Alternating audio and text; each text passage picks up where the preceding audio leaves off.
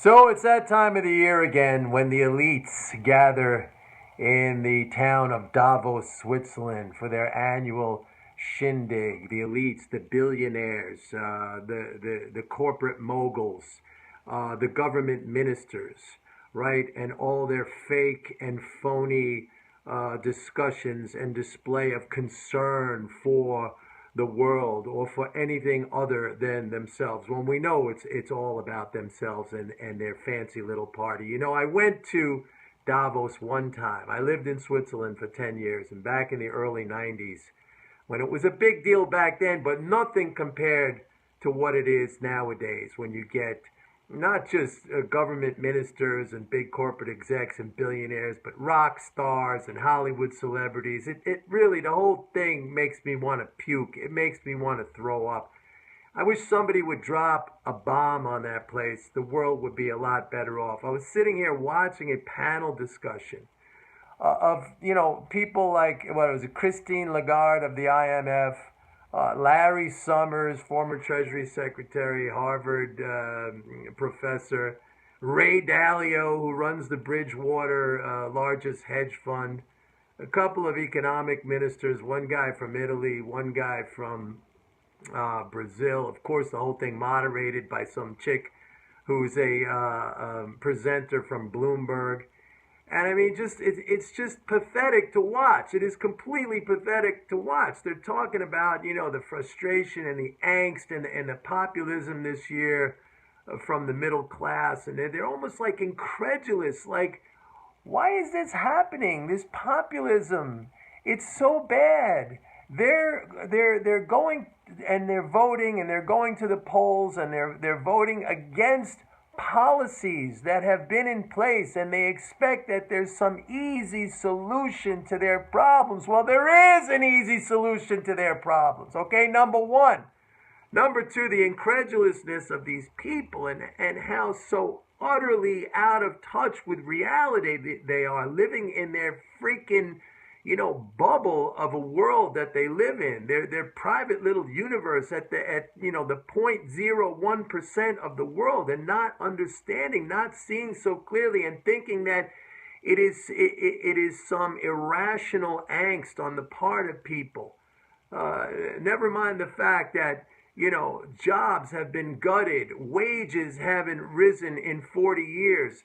The share of national income, not just here in the United States, but practically all over in the developed industrialized world, has been massively funneled up to the top, and they see it. No prospect for themselves, for their future, for their kids, right? In terms of jobs, in terms of advancement, in terms of a standard of living. Seeing over and over again public support and policies which have in the past helped the middle class and helped the lower classes, seeing them gutted, seeing tax cuts for billionaires, right? I mean, it just goes way above their heads. And what's so disgusting is the fake concern.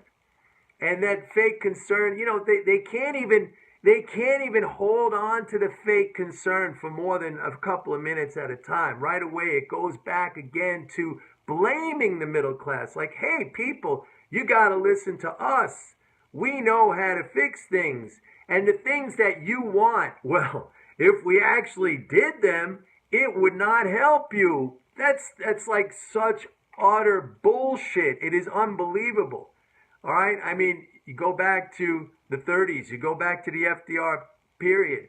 There were some amazing anti-poverty programs that were created. Social Security, right? Later on, Medicare, Medicaid. These things are about to be gutted, by the way, by these very people sitting on these panels who suggest the dismantling of these programs, and then in the very next breath saying, hey, we don't know why the middle class is so upset and why they have turned to populism and why they elect people like Donald Trump, who talks about things like bringing jobs back, but it's only going to hurt. It's just, to watch this is sickening. I don't know how else to say it.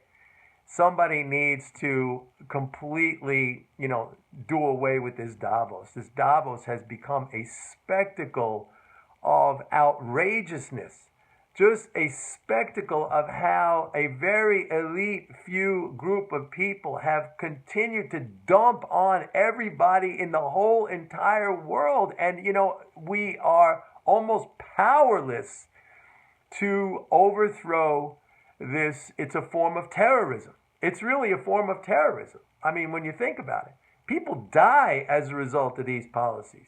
If you look at the destruction that has occurred in Europe, you look at Christine Lagarde, all right, at the IMF with the austerity and the conditions imposed on countries like Greece, on countries like Spain, on countries like Portugal, on countries like Italy. I got friends in Italy. They say it looks like freaking Lebanon or something. I mean, it is absolutely amazing that how utterly blind and clueless and just how monumentally just crazy these elites are, really. And this goes on, and you would think that at some point they would start to see the reality, but no, it's just they are isolated in their bubble. They continue pushing the same policies. They beat down on those that have been affected by these policies and lecture them and say, you know what, your problem is you don't listen to us.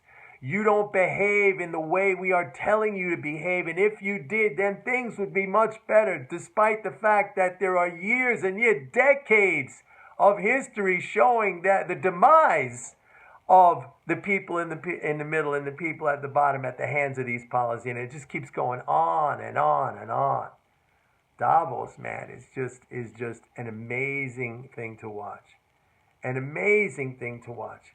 These people and their brazen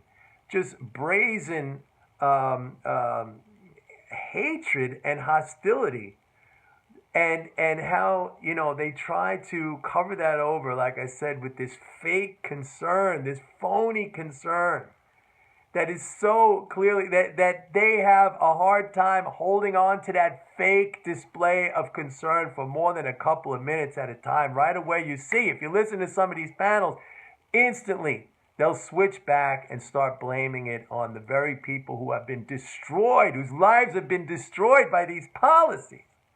I mean, it is really, really a sickening thing to watch. I find it to be a sickening thing to watch. I really do.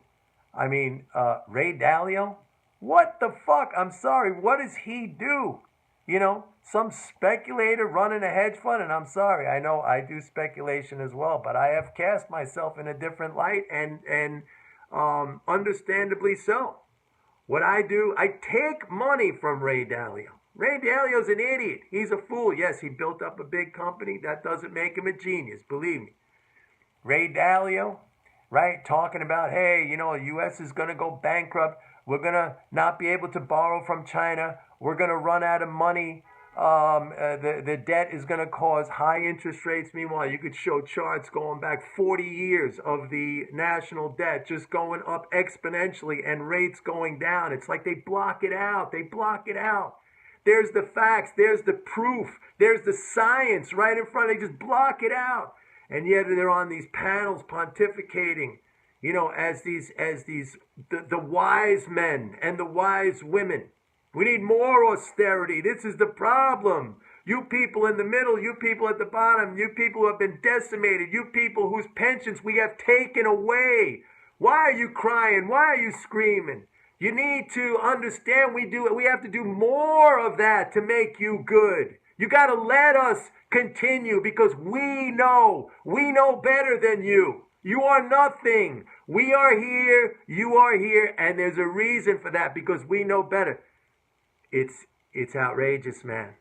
Somebody got to take these people down. I mean, take them down big time. By the way, some of them, the way they speak, Larry Summers, he's got an odd way of speaking. You got to watch some of these videos from Davos. You really do. But try not to do it, try not to do it after you've just eaten because you might throw up. You might get nauseous. You might get sick. You might vomit because that's how pathetic it really is.